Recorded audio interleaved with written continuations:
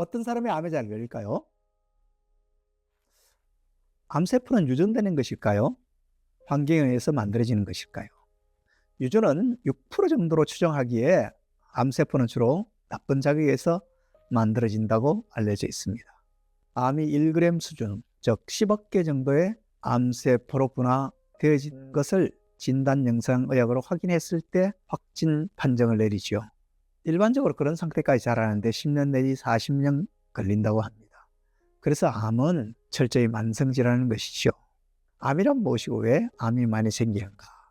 현대의학은 암이란 세포가 자기의 사멸 주기를 어기고 자연사를 거부하며 무한정식, 무한복제해서 주변 조직을 침범하고 전이를 일으키는 돌연변이 된 세포라고 말합니다. 그런데 돌연변의 원인은 무엇인가? 명확히 알 수 없다는 입장이죠. 인과관계, 상관관계를 명확하게 규명할 수 없고 다양한 환경적 요인이 서로 작용을 하기 때문에 돌연변이라고 말하는 것이죠. 그렇다면 암을 유발시키는 세포의 돌연변이 그 자체의 원인은 무엇일까? 한번 질문해 보시지 않아요? 원인과 결과 사이의 관계를 수치적으로 규명하려는 과학주의적인 관점에서는 명확하게 말하기 어렵겠죠. 그러면 정말 알 수 없는 것일까? 근데 우리는 살아가면서 모든 문제를 과학주의적인 관점에서 규정하지는 않지 않나요? 부모와 자식 사이에 친자 관계를 확인하기 위해서 꼭 DNA 검사를 하는 경우가 몇 프로나 될까요? 아마 그렇게 과학주의적인 관점에서 확인하는 경우는 별로 없을 것입니다. 우리는 살아가면서 많은 경우 모든 관계를 과학주의적인 방법으로 규명하지 않습니다. 그 대신 저 녀석 걸음걸이도 아빠 속 닮았네 하는 말로 그 친자인 것을 스스로 확신하게 되죠. 그런 경우가 대부분이지만 그러나 어떤 경우 아주 문제가 생길 경우에 친자 확인을 위해서 DNA 검사를 특별한 경우에 하지요. 근데 암을 진지하게 생각하고 제대로 극복하려는 사람이라면 암이 그냥 세포가 돌연변이 되는 것이라고 말하며 이미 발생되어 있는 종양만 제거하면 치료가 되는 것이라고 주장하는 것, 또 그것을 흔쾌히 받아들인 것만으로는 충분하지 않고 뭔가 미흡하다는 사실을 느끼게 됩니다. 저도 그런 심리적인 갈등을 약간 겪어가던 암과 동행하는 어느 날이었습니다. 성경을 읽는데 욕심이 잉태한 적 죄를 낳고 죄가 장성한 적 사망을 낳느니라 하는 구절을 읽었는데 그 말씀이 욕심이 잉태한 적 암세포가 생기고 암세포가 달성전이를 이룬 적 사망에 이르느니라 라고 읽히게 되었습니다. 성경을 읽으면서 나의 말기암의 상황을 대입해가는 본능적인 과정을 거쳐가는데 그렇게 읽힌 것이죠. 그런데 욕심의 암의 원인이라는 말을 언뜻 받아들이기가 어려웠습니다. 그런 주장을 그냥 받아들이기에는 여러 가지 다양한 교육을 받았고 현대 문명 속에 살아가면서 그렇게 순진하게 그런 주장을 받아들이고 내가 신봉하기에는 걸림이 많이 있었습니다. 그런 다른 한편 하나님이 성경을 통해서 나의 내적인 사람에게 욕심이 암을 만들게 했다고 깨닫게 해주셨는데 그걸 또 그냥 무시할 수도 없었습니다. 인정할 수도 없고 무시할 수도 없는 상황이 되니까 난감하죠. 이런 불편한 상황이 되면 그 자리에서 빨리 도망치려는 것이 일반적인 반응이었죠. 그러나 그렇게 되면 그 의미를 제대로 이해하기 어렵게 된다는 것을 경험을 통해 알고 있습니다. 이해가 안 되고 난해할 때 더 구주제를 붙들고 실험해야지만 나의 삶의 진정한 진리를 알고 그 진리가 주는 자유를 누릴 수 있다는 것을 경험을 통해서 알고 있기 때문에 그 주제를 붙들고 실험했습니다. 저는 그렇게 어떤 난해한 문제를 붙들고 실험하는 묵상이 중요한데 그것이 바로 이 인공지능 시대에서도 경쟁력을 갖추고 살아갈 수 있는 비결이 될 것이라고 생각합니다. 욕심이란 뭘까? 이걸 깊이 생각해 봤습니다.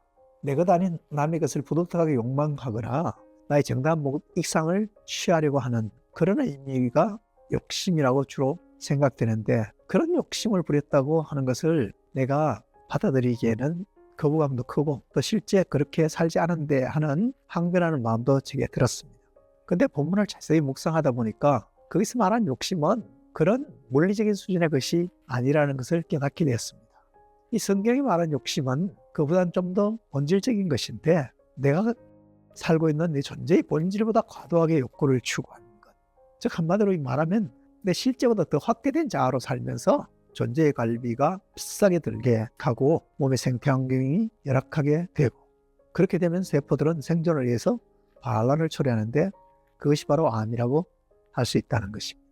이렇게 이해를 하고 나니까 좀 용납이 되어졌습니다. 용납이 되어지고 나서 그럼 어떤 사람이 암에 잘 걸릴까 한번 돌아보니까, 첫째는 폭음하고 폭식, 흡연 하는 등 무절제한 생활을 한 사람들이 암에 잘 걸린다는 것을 보게 되죠. 그건 너무 명쾌하고 단순한 겁니다. 그리고 이런 사람들은 암이란 진단을 받고 났을 때도 그렇게 받아들이는 것이 어렵지가 않다는 것을 보게 됐습니다. 그들의 반응은 대부분 올 게 왔구나 하는 것이죠. 근데 그렇지 않는 사람들, 지나치게 착해서 천사처럼 보이는 사람이라든가, 지나치게 완벽주의적인 삶을 산 사람이라든가, 지나치게 성취 중심적으로 산 사람들, 이런 사람들은 암 진단을 받으면 그것을 수용하기가 굉장히 어려운 것을 봅니다. 왜냐하면 표독스럽게 살고 싸가지 없어 하는 사람하고는 달리 난 착하게 살았는데, 난 저렇게 대충 사는 사람이 아니라 나는 그래도 철저하게 살았는데, 나는 그래도 열심히 노력하면서 뭔가를 이루려고 노력했는데, 이런 자기의 정당성이 있고 자기 스스로를 내세울 것이 있는 이런 입장에서는 암을 받아들이기가 더 어렵다는 것입니다.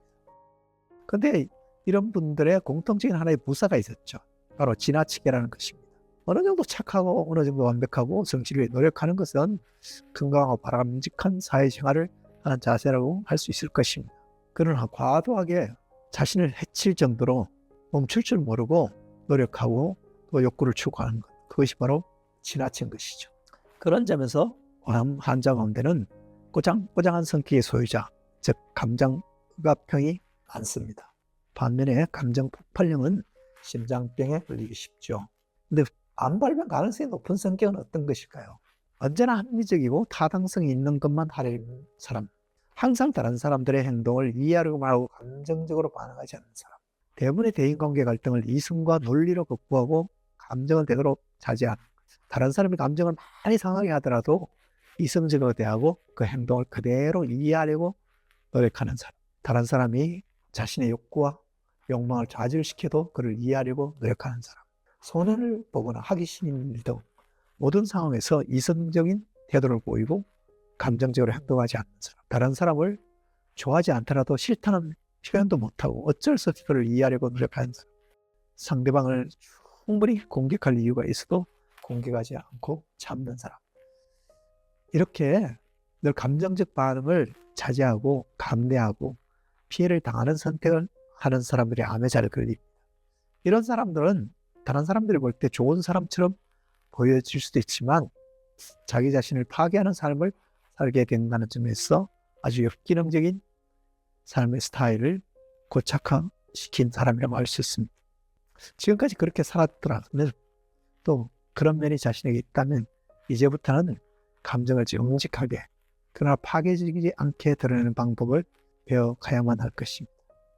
당신이 말이야! 이렇게 말한 이유 메시지가 아니라 이래서 제가 마음이 힘이 듭니다, 제가 어렵습니다 하는 I 메시지, 내 감정을 주어로 삼는 그런 I 메시지를 통해서 긍정적이고 파괴적이지 않는 방법으로 자신의 감정을 잘 풀어내는 것, 그것이 바로 끓는 주전자를 뚜껑을 닫아놨을 때 소리 나는 그런 업을 제거하고 부드럽게 삶을 살아감으로 말미암아 암을 극복하는 그런 소중한 하나의 방법이라고 생각합니다. 여러분들도 이렇게 삶에서 과도하게 욕구를 추구한 지나침이 무엇인지 살펴보시고 그런 것들로부터 온전하게 삶을 조정하는 계기를 마련했으면 좋겠습니다. 수고하셨습니다.